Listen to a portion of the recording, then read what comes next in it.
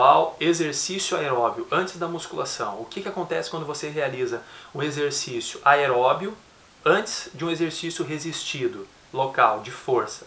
Quando o teu objetivo é aumentar a massa muscular, esse treinamento de força, resistido. Existem muitas teorias para explicar esse processo. Uma delas é que quando você realiza uma caminhada ou uma corrida, um exercício aeróbio antes da musculação, você já baixa a tua glicemia, a tua quantidade de glicose armazenada no fígado e no músculo. Aí quando você vai realizar o exercício de musculação, que você precisa de energia pronta naquela hora, e a glicose é uma boa pedida para isso, é a melhor pedida do teu organismo, você não vai ter a quantidade suficiente de energia para tal, que no caso é a musculação. Você não vai ter energia suficiente para realizar o exercício local, resistido, ok? Outra teoria é que na hora que você realiza o exercício aeróbio antes da musculação, você diminui o recrutamento de unidade motora, como se você já tivesse cansado o teu cérebro, que emite um estímulo até o teu músculo. No momento do exercício aeróbio você faz isso também. E aí quando você vai realizar o treinamento de força, você já está totalmente, vamos dizer assim, com essa capacidade de inervação mais baixa, esse limiar excitatório mais baixo. Então você não consegue aí ter uma boa efetividade no treinamento de musculação.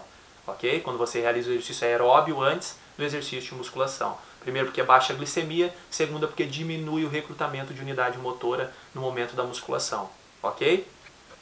Outra teoria é essa, é a teoria molecular do processo. O que vai acontecer? Se você detém a esse lado da figura, você tem aqui um treinamento de resistência aeróbia, uma caminhada ou uma corrida que devem ser contínuos, não deve ter paradas de intervalos de descanso. Esse exercício de resistência aeróbica você tem que ter um estímulo, você vai ter um estímulo que vai ativar essa quinase aqui, que é o AMP, que é ativado, esse sinalizador bioquímico, ele é ativado no momento onde você precisa de demanda, você tem uma demanda energética bem alta, ou na falta de energia também, ok?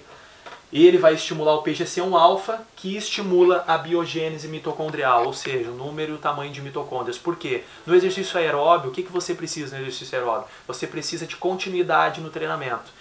Automaticamente você vai precisar de oxigênio e glicose para isso. E a mitocôndria é a organela citoplasmática, a organela celular, responsável por utilizar o oxigênio que você precisa para dar suporte a um treinamento contínuo aeróbio. Ok? Quando você realiza o treinamento aeróbio, você precisa de uma demanda de oxigênio muito alta, você sabe disso. E isso vai ser sustentado pelas tuas mitocôndrias, ok? Elas vão sustentar esse teu exercício aeróbio. Você vai ter aqui você realizou o exercício aeróbio, ok, esqueça essa sigla agora aqui. Você vai ter um estímulo depois de musculação. Você foi lá, fez o teu exercício aeróbio, tua caminhada, tua corrida, você passou por esse processo de estímulo, AMP, porque você precisou de energia, PGC1, aí você vai lá, o AMP vai lá e estimula PGC1-alfa para estimular a biogênese mitocondrial, porque o teu organismo pensa assim, porra, eu preciso de energia e esse exercício é contínuo. Então eu vou ter que solicitar as minhas melhores amigas para fazer esse exercício contínuo. Quem são? As mitocôndrias. Daí então ele chama quem? PGC1-alfa para estimular a biogênese mitocondrial. O aumento do número e tamanho de mitocôndrias nas tuas fibras vão aumentar. Aí o teu organismo começa a pensar, vou ter que chamar as mitocôndrias para dar sustentação a esse treinamento contínuo. Ok? E elas vão lá e começam a receber o oxigênio para isso. Esqueça a sigla, estímulo. IGF-1, quando você está fazendo o exercício de musculação resistido, você estimula o IGF-1 e o AKT. Por quê? Você está fazendo o exercício local, de força, totalmente diferente do exercício aeróbio. O IGF-1 ele vai aumentar no teu organismo a capacidade de sintetizar proteínas. Ele é o fator similar ao da insulina. E a insulina é um dos hormônios mais anabólicos que nosso organismo apresenta. Então o que vai acontecer? A gente vai estimular o IGF-1 na fibra, e esse IGF-1 vai estimular o AKT. Quando o IGF-1 é estimulado, e o AKT também, principalmente o IGF-1, você vai estimular essas pequenas, parece vesículas aqui, que são as células satélites. Porque agora o teu organismo pensa assim, as células satélites são capazes de regenerar a tua fibra, de recuperar e regenerar a tua fibra. Por quê? Elas pensam, o teu organismo vai pensar assim, poxa, eu preciso dar suporte para esse aumento de fibra muscular que está acontecendo agora. É isso que o IGF-1 pensa. Então ele chama quem? As células monitoras, como o próprio nome diz, células satélites, para sustentar esse aumento de síntese proteica. As células satélites elas aumentam a tradução do RNA dentro do teu organismo, ou seja, a síntese de novas proteínas. Ela sustenta esse fenômeno de aumentar a síntese de proteína. É isso que as células satélites fazem. Então aqui todas as células satélites sustentando esse novo tamanho de fibra. Aqui, independente desse processo, daí você vai ativar quem? AKT-mTOR.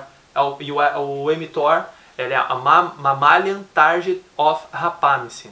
Ela é ativada, esqueça o nome meio estranho e um tanto difícil também. O mTOR ele aumenta a síntese de proteína, porque foi estimulado no músculo, você teve uma mecanosensação, estímulo da musculação, estimulou o IGF-1, que estimulou as células satélites a aumentar a regeneração da fibra, e o IGF-1, além de estimular, avisar as células satélites que vem um estímulo mecânico, ele vai lá e avisa o mTOR, sinaliza para mTOR, AKT-mTOR, para fazer o quê? A síntese de proteínas e de ribossomos, que aumentam a síntese de proteína e a tradução de novas moléculas de aminoácidos para formar polipeptídeos. Pode ter ficado um pouco difícil, mas é simples o processo. Estímulo mecânico, IGF-1, aumenta a chamada de células satélites para regenerar a tua fibra. IGF-1 foi lá e estimulou a AKT, mTOR para aumentar a síntese de proteína, porque agora você está estimulando o músculo para fazer isso, para aumentar o tamanho da fibra, e daí você vai ter hipertrofia muscular. Lembre-se que as células satélites vão monitorar o tamanho, esse crescimento da fibra muscular que você está tendo. Ok.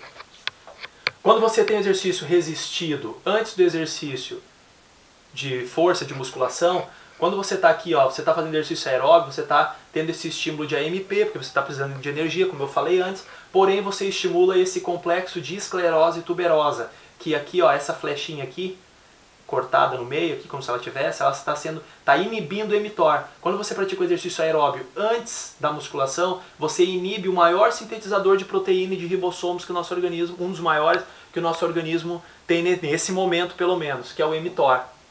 Você está inibindo ele aqui. Automaticamente, quando você pratica o exercício aeróbio antes da musculação, você tem uma diminuição da síntese de proteína, porque você tem uma inibição de quem? Do mTOR. Ok? Simples? Tentei deixar o mais simples para você, espero que você tenha entendido. Qualquer dúvida pode perguntar aí embaixo na tela. Um grande abraço e fique com Deus.